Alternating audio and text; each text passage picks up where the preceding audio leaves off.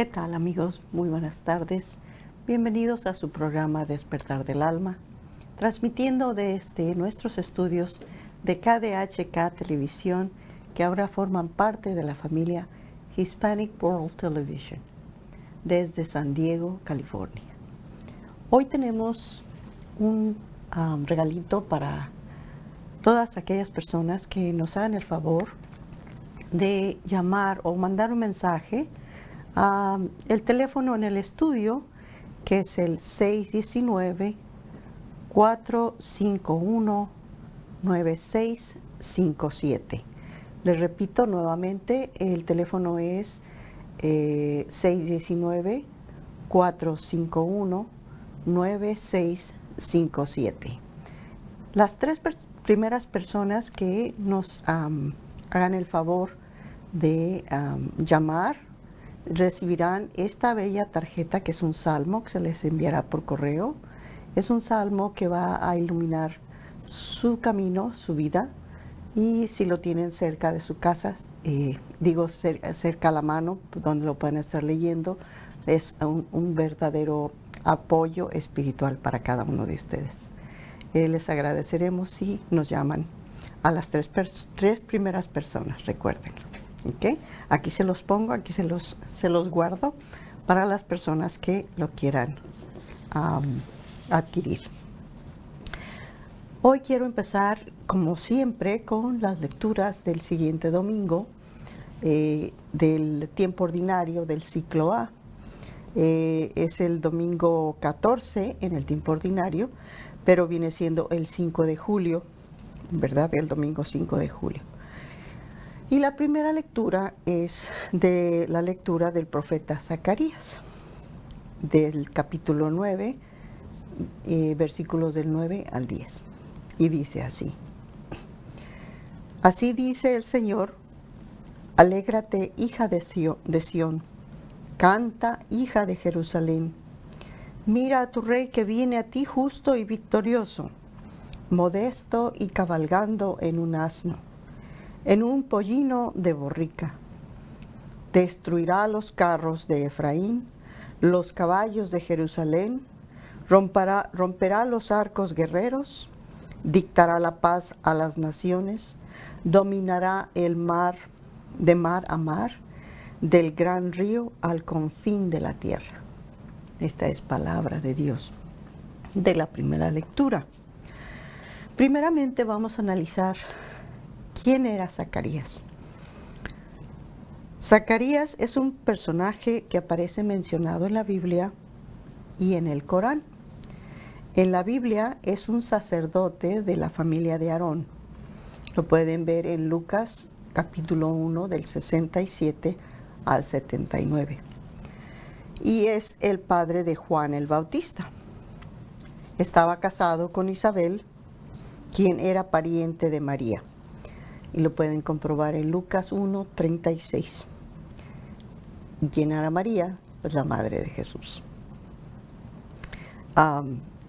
Este evento de que nos habla la primera lectura tiene lugar el día que todos celebramos como Domingo de Ramos o Domingo de Resurrección, la entrada de Jerusalén antes de la Pascua, la última semana de Jesús como humano en la tierra.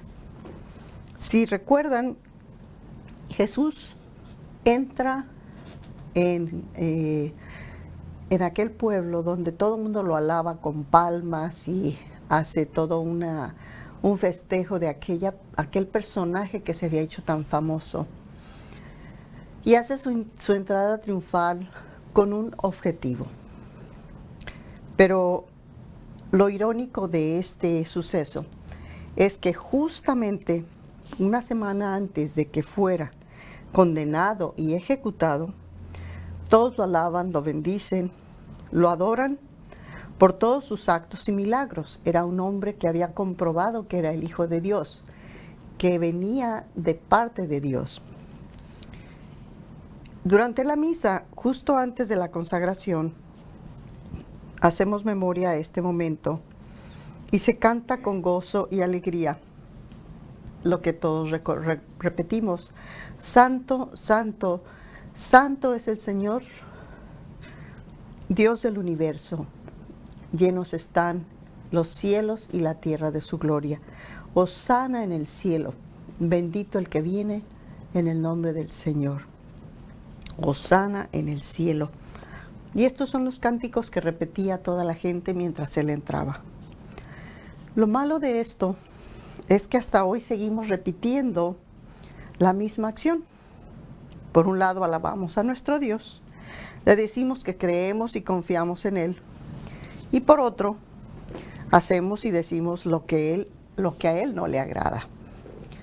Como por ejemplo, chismear, murmurar en contra de nuestros hermanos a sus espaldas, porque de frente no nos atrevemos a decir nada, que por si se fuera a ofender. El mentir es otro argumento que utilizamos para esconder nuestra cobardía. O también mentimos cuando inventamos algo para conseguir lo que queremos o necesitamos. O el tener envidia por algo o alguien que se hace famoso o famosa, o tiene algo que nosotros deseamos o deseamos ser adulados y reconocidos, y que nos respeten y nos hagan sentir orgullosos de nuestros logros. Analicemos la actitud de Jesús. Él no entró a Jerusalén con un caballo majestuoso o en un carruaje de reyes. Él entró en un simple asno como signo de humildad. Un asno es sinónimo de humildad, el que sirve para llevar una carga pesada. ¿Cuántas veces caemos en la vanagloria cuando sabemos o tenemos un don que nos ha dado fama o prestigio, ya sea en lo más insignificante, como cuando sabemos preparar exquisitas comidas y esperamos el halago de todos para los que los preparamos? O alguien que sabe cantar, que quiere que le escuchen y que lo adulen. O alguien que toca un instrumento o hace su trabajo con mucho empeño. Todas esas cosas vanas y pasajeras de la vida. El objetivo de Dios de permitir que se le alabara en ese suceso fue porque, como dice la Escritura, destruirá los carros de Efraín, los carros de Jerusalén. Romperá los arcos guerreros. Dictará la paz a las naciones. Dominará de mar a mar. Del gran río al confín de la tierra. Dios nos quiere decir que no necesita poder, talento, posesiones, fama. Él no necesita nada de esto para vencer y mostrar lo más importante, que es salvar el alma. A lo largo de nuestra vida nosotros nos empeñamos en tener, en poseer, en ser amados, en ser reconocidos. Buscamos un lugar en la sociedad. Buscamos que la gente nos reconozca por lo que somos o por lo que hacemos. Pero nos olvidamos de lo más importante. Estamos en esta tierra de paso. Y lo que tenemos que mostrar es un verdadero amor a Dios a través de los semejantes. El que vive para servir, sirve para vivir. Y vivir en plenitud, vivir en la compañía sagrada y divina de Dios. Pero ¿cómo podemos hacer eso? La única forma de poder hacerlo es interiorizando y reflexionando en nosotros mismos. Hay ahorita una cantidad enorme de gente enferma, en cuarentena. Unos la están pasando terriblemente mal, solos. Se sienten terriblemente mal porque nadie se les puede acercar. No tienen ni siquiera el consuelo de un familiar. Les llevan la comida y la tienen que recoger como si fuera algo patético, ¿verdad?, que lo fueran a tocar. Pero esos momentos que nosotros tenemos tan difíciles en la vida son precisamente los que nos llevan a reconocer de que nada absolutamente de lo que hagamos hecho o hayamos poseído vale la pena si no tenemos a Dios con nosotros. Casualmente este fin de semana vi una película que se llama Enterrado. Y esta película es de un personaje. La película no tiene absolutamente nada más que un ataúd con un hombre adentro, que lo sepultaron vivo. Lo sepultaron con una luz, lo sepultaron con un celular, lo sepultaron con un encendedor, con un cuchillo pequeñito, y a través del celular se estaban comunicando con él para extorsionar a su familia. Y él no se podía salir, estaba enterrado vivo y buscaba la forma del espacio, imagínense, de un ataúd. Y en ningún momento, lamentablemente, vi que el hombre dijera, perdóname, Señor, o ayúdame, Señor. 2 horas duró hora y media, 2 horas duró la película, con una persona adentro de un cajón. Es todo lo que veía en esa película. En ese cajón estaba encerrada toda su vida. Era un joven de 24, 25 años, y allí estaba en un cajón encerrado en vida y no pudo salir. A mí me agarró la claustrofobia porque dije, pues a final de cuentas se murió el pobre después de todos los intentos que hizo por salir y nunca pudieron rescatarlo. A esto nos lleva precisamente a darnos cuenta qué tan pequeño es el espacio y el tiempo que tenemos para vivir plenamente. Por eso es que Jesús nos manifiesta en esta primera lectura que debemos de estar atentos a lo que Dios hace en nuestra vida. La pregunta aquí reflexiva acerca de esta primera lectura dice, ¿cómo alabo y doy gloria a Dios a través de mis semejantes? Cuido de ellos, cuidando mi pensamiento, mis palabras y mis sentimientos. Esta es una pequeña reflexión que tenemos que hacernos, que nos ayude a interiorizar para realmente empezar a descubrir que nuestra alma está siendo purificada. Hoy es día de San Pedro y de San Pablo, y casualmente, si se dan cuenta, este día, no sé, pero en la mayoría de las partes llueve por alguna razón. Y esta lluvia de este día en particular nos quiere dar a entender que debemos de purificarnos, debemos de lavarnos, debemos de prepararnos para para un encuentro con Dios. San Pedro y San Pablo son eternos apóstoles de Cristo, no porque hayan muerto hace muchos años, dejan de ser líderes del apostolado, puesto que las Escrituras están constantemente mencionando todo lo que ellos hicieron, todo lo que ellos compartieron con Cristo, todo lo que ellos propagaron. Entonces, son eternos apóstoles de Jesucristo porque hasta la fecha seguimos recordándolos y ellos nos siguen guiando y nos siguen iluminando a través de las Escrituras. Vamos a pasar ahora al Salmo. Es el Salmo 144, del 1 al 2, 8 al 9, 10 y 11. Y el Salmo dice así: bendeciré tu nombre por siempre, Dios mío, mi Rey. Te ensalzaré, Dios mío, mi Rey. Bendeciré tu nombre por siempre jamás. Día tras día te bendeciré. Alabaré tu nombre por siempre jamás. El Señor es clemente y misericordioso, lento a la cólera y rico en piedad.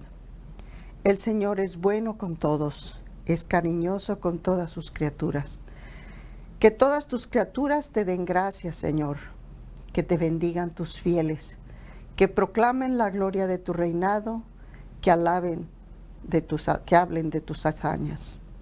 El Señor es fiel a sus palabras, bondadoso en todas sus acciones. El Señor sostiene a los que van a caer y endereza a los que se doblan. Este Salmo 144 nos invita a alabar y bendecir al Señor en todo momento de nuestras vidas, a reconocerlo y a glorificarlo como Él se merece. El mismo sentir que un padre tiene cuando sus hijos le toman en cuenta, se enorgullecen de ti, te halagan y admiran, te dicen papá, mamá, te quiero, te amo. Ese sentimiento que un hijo te hace sentir a ti como papá es el mismo sentimiento que Dios tiene o que Dios siente cuando nosotros lo tomamos en cuenta. En la más mínima respuesta que podemos tener con Él, que nos creó y que es el creador de todo el universo. Recordemos que Dios es omnipotente, que quiere decir que todo lo puede, omnisciente, que todo lo sabe, y omnipresente, que está en todos lados y en todos los lugares. No existe otro Dios en todo el mundo, ni en todo el universo, que tenga estas características tan extraordinarias. Puedes tener un Dios en un amigo, puedes hacer un Dios de un amigo, de una amiga, de una papá, de una mamá, de un hijo, porque a veces nosotros nos endiosamos con la gente. Puedes endiosar a tu jefe, puedes endiosar a un personaje, puedes endiosar tu trabajo, puedes endiosar. Nosotros buscamos diositos a los que podemos ver. Pero si nosotros encontramos a ese Dios todopoderoso que no podemos ver y podemos creer en Él, eso nos hace todavía una elevación y un potencial mucho más grande que buscar diosesitos que podamos ver o tocar. Porque todos estos diosesitos que tenemos en la tierra se esfuman, nos traicionan, nos dan la vuelta, se van. Siempre están de paso en nuestras vidas. La segunda lectura es de la carta del apóstol San Pablo a los romanos. Vuelvo a repetirles, San Pablo hasta la fecha nos sigue mandando estas cartas, nos sigue evangelizando. Y dice así esa carta a los romanos, capítulo 8, del 9 al 13. Dice, vosotros no estáis sujetos a la carne, sino al Espíritu, ya que el Espíritu de Dios habita en nosotros. El que no tiene el Espíritu de Cristo no es de Cristo. Si el Espíritu del que resucitó a Jesús de entre los muertos habita en vosotros, el que resucitó de entre los muertos a Cristo Jesús, vivificará también vuestros cuerpos mortales, por el Espíritu que habita en vosotros. Así pues, hermanos, estamos en deuda, pero no con la carne para vivir carnalmente, pues si vivís según la carne, vais a la muerte. Pero si con el Espíritu dais muerte a las obras del cuerpo, entonces viviréis. Muchas personas se sienten perdidas, devastadas, vacías. No hay una luz que ilumine su interior. Y cuando escuchamos una lectura como esta, nos preguntamos, ¿cómo podemos vivir en el Espíritu? Lo que debemos hacer primeramente es enseñarnos a reflexionar, cuidándonos acerca de cómo vivimos, para qué servimos, cómo nos sentimos en relación a la vida, a los demás. Hemos dejado que el rencor, el resentimiento de las experiencias de la vida, los rechazos, las adversidades, nos derroten y pensemos que el mundo está en nuestra contra. Una herramienta importante para poder llegar a nuestra parte espiritual es pensar positivamente. Este es el primer paso. Todo acontecimiento tiene una forma positiva y una negativa. ¿Por cuál es por la que yo me inclino? Yo puedo ver todo pésimamente, porque es mi decisión verlo pésimamente, o puedo decir, qué bonito es todo lo que me pasa. Y esto es como cambiar totalmente. De hecho, incluso en el momento que uno piensa positivamente, nuestra energía, toda nuestra esencia hace un clic interno que nos lleva a una actitud diferente ante la vida y a disfrutar todo de una manera diferente. Es como un switch. Si estoy en negativo, está off o apagado. Si estoy en positivo, está on o encendido, ¿verdad? Y estas son las cosas que realmente queremos vivir, encendidos, llenos de luz. Otra de las cosas que podemos hacer, que es el segundo paso, es agradecer por todo lo que nos acontece.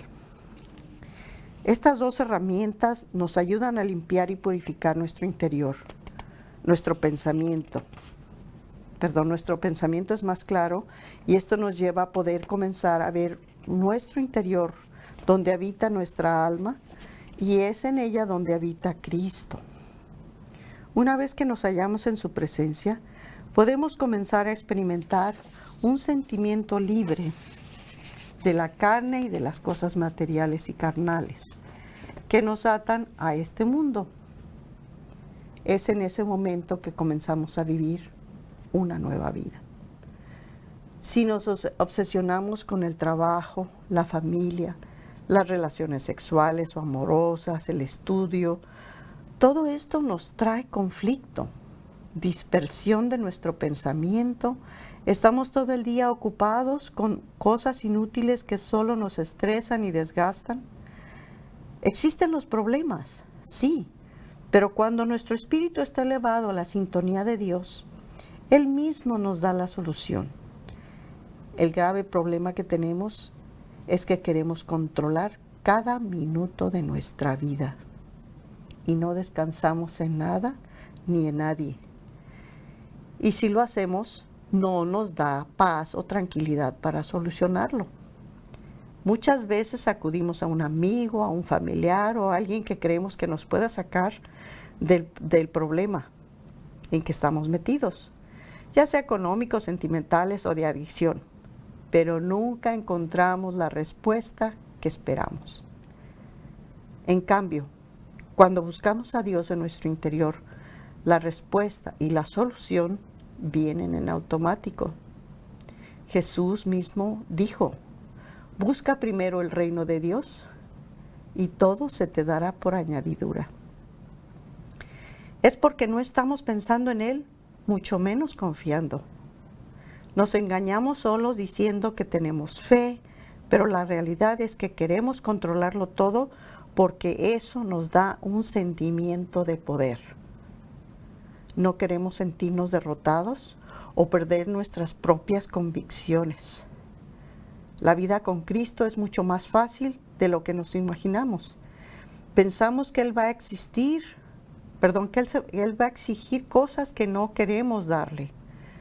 Pero nuestro paso por la vida es momentáneo y debemos de aprovecharlo para extenderlo eternamente.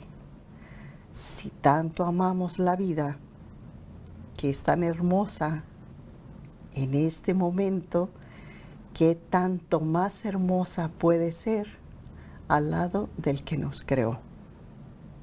Pues busquemos que sea eterna y esta única forma es a través de Cristo. Vamos a hacer un pequeño corte comercial y enseguida regresamos.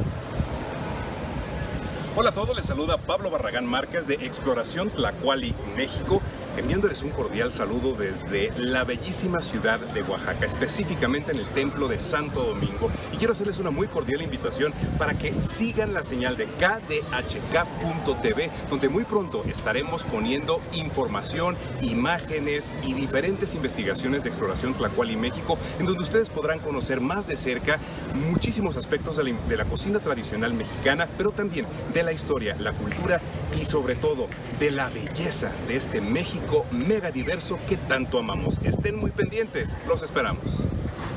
Radio Latina presenta Camilo, Matiz, Sebastián Yatra, Carmen María, Camila, Vanina, Fonseca, Il Bolo, Chino y Nacho, todos en casa. Mini Conciertos Fest de Radio Latina, julio 2 a las 5 de la tarde. Comenzamos. Sintonízanos y conéctate en tu plataforma favorita y compártelo. La música de tu vida en casa con Radio Latina. Presentado por Michelob Ultra, Honda, Smart & Final, Los Chilaquiles y Coca-Cola.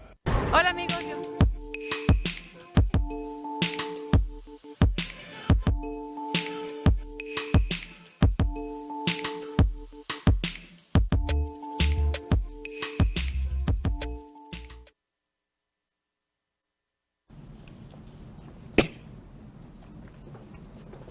Pues bien, aquí estamos nuevamente. Vamos ahora a leer lo que es el Evangelio del siguiente domingo. Y dice así, es lectura del Santo Evangelio según San Mateo, capítulo 11 del 25 al 30. En aquel tiempo clamó Jesús: Te doy gracias, Padre del cielo y de la tierra, porque has escondido estas cosas a los sabios y entendidos y se las has revelado a la gente sencilla. Sí, Padre, así te ha parecido mejor. Todo me lo ha entregado mi Padre, y nadie conoce al Hijo, sino aquel a quien el Hijo se lo quiera revelar. Venid a mí, todo me lo ha entregado mi Padre, y nadie conoce al Hijo más que el Padre, y nadie conoce al Padre sino el Hijo, y aquel a quien el Hijo se lo quiera revelar. Venid a mí todos los que estáis cansados y agobiados, y yo os aliviaré. Cargad mi yugo y aprended de mí, que soy manso y humilde de corazón. Encontraréis vuestro descanso, porque mi yugo es verdadero y mi carga ligera. Palabra de Dios. Dice el Evangelio, cómo se entrelaza el Evangelio entre las tres lecturas anteriores, las dos lecturas o tres lecturas anteriores, y nos permite ver que en las tres hay una actitud de alabanza, gloria y esplendor espiritual. Ya no es en la carne o lo material lo que nos impulsa, sino el espíritu. Es ahí donde todo el mundo debemos aspirar, poder vivir en el espíritu, que es lo único que es eterno. Todo lo demás, vuelvo a insistir, es pasajero. Problemas, conflictos, metas, etc. Todo tiene fecha de caducidad, menos nuestra alma, si le queremos dar vida, y esa vida es al lado de Dios. Si nos damos cuenta, Jesús no tuvo posesiones, ambiciones, cuentas bancarias, trabajo, casa o profesión. Él obedecía a sus padres y aprendía de todo lo que vivía. Sabía que estaba destinado al propósito de Dios, y su comunicación, guía y orientación siempre fue su Padre. Nunca perdió contacto con Él. Todo lo hacía y decía en nombre de Él.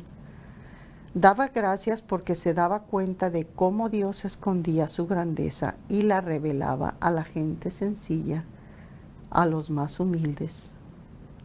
Su elección de apóstoles fue de gente pecadora, sencilla, hasta ignorante. Fue a ellos a los que capacitó para que aún hasta la fecha conozcamos quién fue Jesús y por qué nos dijo que Él era el único camino, verdad y vida. Nadie podemos ir al Padre si no es por Él. Cuando Jesús nos invita a ir a Él, cuando nos sentimos cansados y agobiados, es porque Él sabe que es un refugio seguro, confortable, de esperanza y descanso pleno. Basta convencerse a sí mismo y reconocer que necesitamos de Él para poder tener una vida plena y eterna. Su invitación para vencernos es ser mansos y humildes de corazón. Justo con esta pandemia nos damos cuenta que solo la paz interior nos da la tranquilidad de todo. Por muy devastado que sea, todo va a pasar. Lo importante es que aprovechemos esta pauta de la vida y que la vida nos regala para poder aprender a elevar nuestra alma y anteponerla a nuestros deseos, ilusiones, ambiciones, pues nos damos cuenta que nada de lo material es necesario.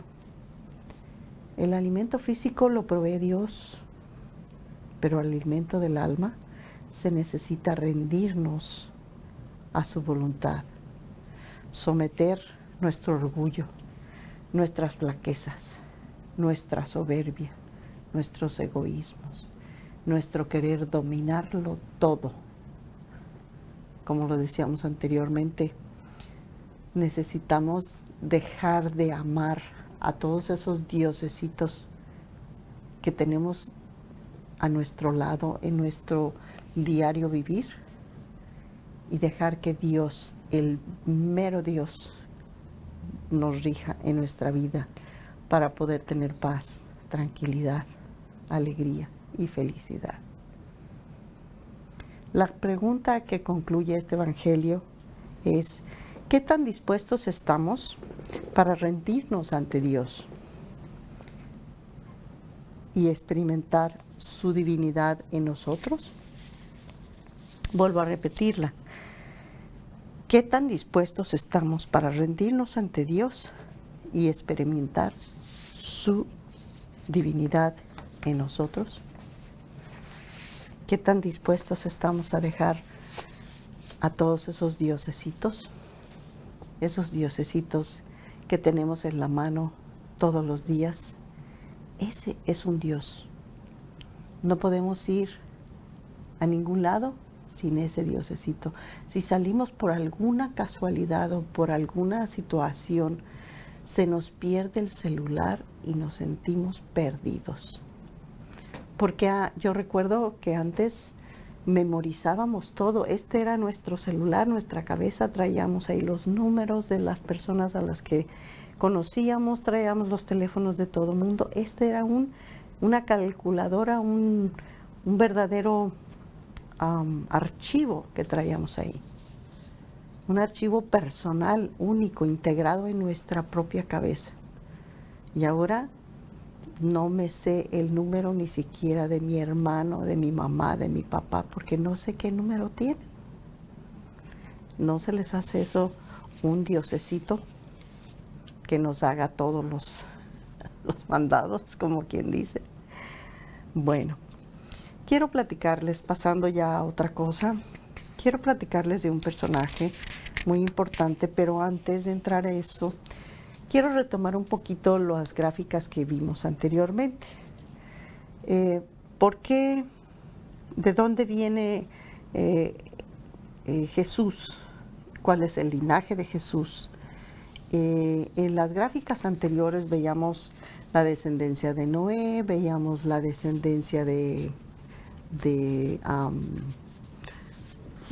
Moisés, ahora vemos la descendencia de Jesús, desde Abraham, que fue el padre de la fe, hasta donde viene Jesús. Lo curioso aquí es que, por ejemplo, Jesús tenía un padre putativo y José, que fue José, pero José viene del linaje de David. Pero aquí lo que quiero que ustedes se den cuenta es que del linaje de David viene cayendo en José por el medio de Salomón, Roboam, Abías, Asa, Josafat, Matam y Jacob. Y por el lado también de la descendencia de David viene Natán, Matatá, Mainán, Melea, Eliaquín, Matat y Elí, que vienen siendo la ascendencia de María. Pero ambos, porque es muy curioso que dicen, bueno, es que José era del linaje de David. Pues sí, pero también María venía del mismo linaje, nomás por otra rama. Pero ambos eran del linaje de David, y que viene siendo la descendencia de Abraham. Esta línea que acabamos de ver, esta es la línea que muestra a los israelitas, la descendencia de los israelitas. En esta gráfica podemos ver el judaísmo. El judaísmo, sus fundadores son Abraham y Moisés. El libro sagrado es la Biblia, formado por 39 libros del Antiguo Testamento. Luego ellos creen en Yahvé, en la vida eterna y en la llegada del Mesías. Ellos se reúnen en la sinagoga. Su fiesta es la Pascua judía y la liberación del pueblo de Israel de la esclavitud en Egipto. Luego pasamos a la otra gráfica, que es el islamismo. El islamismo, su símbolo es esta media luna con la estrella. Su fundador es Mahoma. Su libro sagrado es el Corán. Creen en Alá, Mahoma, en la vida eterna, en el paraíso. Se reúnen en una mezquita. Sus fiestas son el Ramadán, el Eid Mawil, está difícil de pronunciar, pero en fin, el Ramadán es el mes del ayuno del musulmán y el Eid Maulid, nacimiento de Mahoma. Pero esta gráfica que vamos a ver enseguida nos va a traer lo que es el linaje del cristianismo. Y esta gráfica del cristianismo, su fundador es Jesucristo y su libro sagrado es la Biblia. Creen en Dios, en la resurrección, en la vida eterna. Se reúnen en los templos o iglesias y sus fiestas son el domingo de resurrección y la natividad. ¿Por qué quise traerles estas gráficas? Estas gráficas nos dan un poquito una panorámica generalizada de lo que es nuestras diferentes comunidades con las que compartimos. El mundo entero, si ustedes saben, acabamos de ver el linaje de Jesucristo, que viene desde Abraham, y este linaje viene siendo todos los israelitas, el pueblo elegido de Dios. ¿Qué pasa con los otros pueblos? El judaísmo, el islamismo, y hay infinidad de pueblos. ¿Se acuerdan que en las imágenes anteriores les daba un panorama generalizado de cómo se habían dispersado los pueblos a través de diferentes territorios? Buscaban más poderío al adquirir más y más tierras, al adquirir más y más gente. Al tener más y más gente se hacía el pueblo más fuerte. Entonces, la importancia de estas gráficas es para tener una idea de que Dios, a pesar de todas sus creencias y a pesar de todo como se van encaminando en la vida, Jesús viene siendo el centro de la divinidad para todo el mundo. Jesús viene rompiendo con todas las estructuras de todas las evangelizaciones del mundo. Él viene a cubrir, a poblar el mundo en toda la extensión de su palabra. El cristianismo es una población muy grande que nos llena de esperanza. Las demás personas no tienen esa, bueno, no es que no tengan esa facultad de salvarse, simple y sencillamente sus medios son diferentes. En la Biblia nos menciona incluso en alguna parte de la Biblia, nos dice que son solamente las 12 tribus de Israel que se van a salvar, de cada tribu 144,000. Entonces, cuando él habla de estas tribus, él habla precisamente de todas estas personas que son tan pocas las que realmente tienen ese empeño por hacer su vida más larga, por decir, yo quiero ser parte de más allá de lo que veo. En otras palabras, tener vida eterna o esperar en la resurrección. Por eso la importancia de estas gráficas, para que tengamos un panorama en general.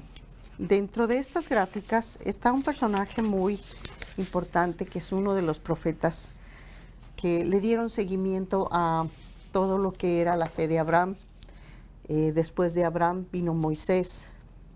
Moisés es un personaje que salió del judaísmo, salió de la descendencia de los israelitas. Fueron los únicos que preservaron su respeto y confianza y comunicación con Dios. De ellos surgió un gran profeta y un gran guía espiritual. Él fue un niño que fue salvado del mandato del faraón de matar a todos los hijos de hebreos, ya que el pueblo hebreo había crecido mucho más que los egipcios. Por eso debían morir todo varón para evitar su multiplicación. Moisés se creó bajo el amparo de los reyes y poderosos. Llegó a ser un líder militar, pero al descubrir que era hebreo y no egipcio, decide asumir su origen en defensa de uno de los hebreos maltratados injustamente. Moisés mata al egipcio y eso desata la furia de Ramsés, quien buscaba a toda costa ocupar su lugar ante el faraón y de quien heredaría el trono. Este suceso descubre el origen de Moisés y esto lo llevó a ser despojado de todo poder y fue arrojado al desierto, donde se encontró consigo mismo. Su travesía fue de mucho tiempo e lo hizo sentirse insignificante, miserable, cansado y deseoso de olvidar todo su pasado. Cierto día se quedó dormido por el cansancio, se encontró con unas pastoras que cuidaban del rebaño. Estas lo llevaron ante su papá, el papá de ellas, y lo recibió con mucho gusto y agradecimiento, ya que nunca pudo tener un hijo varón.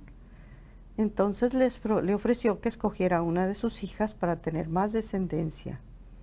Y él escogió a la mayor, Séfora se llamaba. Y de ahí se quedó con ellos por un buen tiempo, cerca de la montaña del Sinaí. Moisés es una figura fundamental dentro de las creencias del cristianismo, el judaísmo, el islam y otras religiones. En sus libros sagrados, el hebreo se constituye como un personaje polifacético. Es un libertador, es profeta y es líder espiritual. La historia de Moisés se encuentra solo con pequeñas diferencias en el Antiguo Testamento bíblico, en el Torá y en el Corán. A él se le debe la liberación del pueblo de Israel, el pueblo hebreo, y el posterior éxodo del mismo en busca de la tierra prometida. Aram y Jojafet fueron sus padres, Miriam y Aarón sus hermanos. El nombre del profeta en las lenguas egipcias y hebreas significa entregado por las aguas o salvado por las aguas. Después de Jesucristo, es el ser humano que más cerca ha estado de la presencia de Dios. Se cree que vivió en el siglo 8 a.C., del siglo 13 a.C. al siglo 14. No obstante, es imposible comprobar su existencia. No hay evidencia histórica de él. Todo se resume a una cuestión de fe. En el Antiguo Testamento, la vida de Moisés se cuenta en los últimos 4 libros del llamado Pentateuco, es decir, el Éxodo, el Levítico, Números y Deuteronomio. La Biblia lo refiere en infinidad de ocasiones. Pues el éxito de Moisés es que regresa a Egipto y convence a los israelitas de la tierra prometida. Y tras una serie de encuentros con Moisés, hacía milagros bajo la gracia de Dios para convencer al faraón. Aquel se niega a liberar al pueblo hebreo según el Éxodo. El profeta tenía 80 años cuando intentó hablar con el faraón. Entonces Dios envió 10 plagas contra Egipto. Por fin el faraón les permitió irse según el Éxodo, y el pueblo permaneció 40 años en Egipto caminando hasta el Mar Rojo. El faraón decidió volver a esclavizarlos y salió a perseguirlos. Entonces el Señor le dijo a Moisés: ¿por qué me pides ayuda? Ordena a los israelitas que sigan adelante, y tú levanta tu bastón, extiende tu brazo y parte el mar en 2, para que los israelitas lo crucen en seco. Esto lo pueden ver en Éxodo 14, 15 al 16. Cuando iban a cruzar los egipcios, Dios cerró el mar, ahogándolos. Los hebreos siguieron su peregrinaje, pero por momentos perdían la fe. Estos acontecimientos de Moisés son tan relevantes porque, bueno, primeramente hablamos de un Moisés que cuando regresó a rescatar a todos los israelitas tenía 80 años. Ustedes se imaginan, muchas veces a nuestra edad decimos: ay, no, yo ya estoy re viejo, ay, no, yo ya no quiero hacer esto, ya no quiero hacer lo otro, estoy muy cansado. Pero ¿qué tal el Papa? ¿Qué tal la Madre Teresa de Calcuta? ¿Qué tal todos estos personajes que hemos conocido en la vida actual, el Papa Juan Pablo II, que han tenido que tener una responsabilidad ya una vez grandes de edad y que han conducido la vida espiritual del mundo entero, porque han marcado, sí, en unos profundamente y en otros por lo menos el hecho de que han hecho esa situación de su vida a su edad algo tan extraordinario, es como verdaderamente admirable. Entonces, la primera situación que nos presenta Moisés es que es un hombre que pasó por muchas cosas, que tuvo todo el poder, toda la alegría, y sin embargo, vamos encontrándonos con este hombre que tiene toda una vida todavía con mucha responsabilidad después de los 80. Entonces, vamos a dejar un poquito de esta información para ustedes, para que ustedes nos reflexionen un poquito, y enseguida vamos a regresar.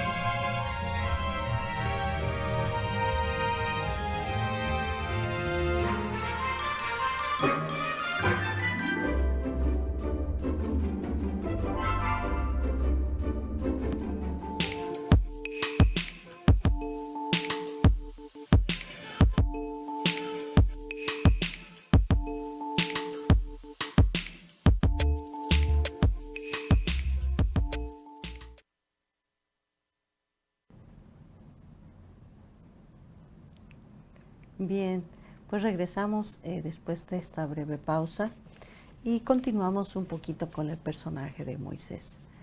Moisés, otra de las características es que una vez que saca a los israelitas de Egipto, pasan 40 años. ¿Se imaginan qué es lo que significa 40 años? Sobre todo aquellas personas que ya tenían avanzada edad, de los 70, los 50 para arriba, incluso hasta de los 40 años en adelante, atraviesan 40 años en el desierto y pasan por todas estas calamidades, por estas adversidades, van de campamento en campamento, avanzando lentamente, con una infinidad de personas a su alrededor, y van acampando poco a poco, y van renegando y van incómodos porque, bueno, pues en Egipto tenían de todo y aunque estaban esclavos de un trabajo que no era recompensado y vivían en muchas injusticias, pues no les estaba yendo bien ahorita al cruzar el desierto. Pero ¿qué quiere decir el desierto? Bien, 40 años, primero nos dicen que debemos de tener mucha paciencia. Mucha paciencia. Esa es la primera lección que Dios nos da, paciencia, confianza. La segunda lección que Dios nos da para travesía es purificación, liberación, despojo de todas aquellas cosas a las que estábamos acostumbrados. Entonces nos lleva por ese caminar del desierto por 40 años. Si una persona tenía 40 años cuando dejó Egipto, pues termina teniendo 80 cuando se empieza a vislumbrar el que se ve la tierra prometida.